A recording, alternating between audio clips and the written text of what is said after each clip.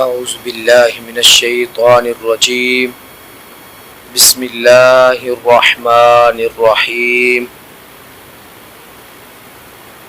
تمام ویور السلام علیکم ورحمۃ اللہ وبرکاتہ۔ ہمارا آج تیسرا سبق ہے جس میں ہم سورۃ الاخلاص جو ہم اکثر نماز میں پڑھتے رہتے ہیں، آج ہم اس کو پڑھنے کا طریقہ سیکھیں گے۔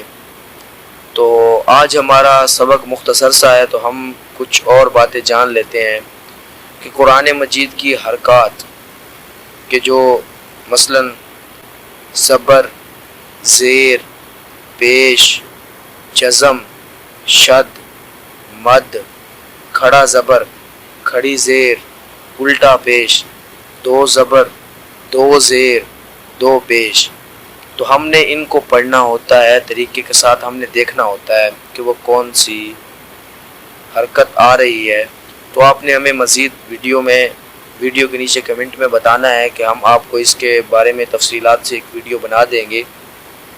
تو ہم ویڈیو کو زیادہ لمبا نہیں کرتے، مختصر سا کرتے ہیں، تو ہم اپنے سبق کا آغاز کرتے ہیں۔ اعوذ باللہ من الشیطان الرجیم، بسم اللہ الرحمن الرحیم، قل هو اللہ احد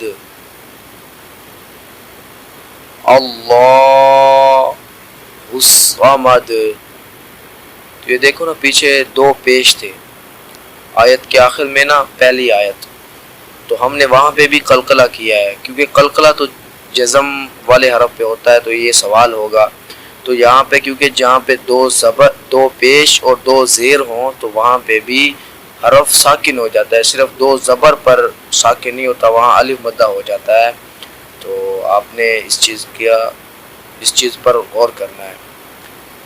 اللہ الصمد لم یلد ولم یولد ولم یکن لہ کفوا احد۔ تو آپ نے یہ سبق بھی بہت غور سے یاد کرنا ہے، کیونکہ یہ بہت ہی اہم صورت ہے، کیونکہ ہم یہ اکثر نماز میں پڑھتے رہتے ہیں۔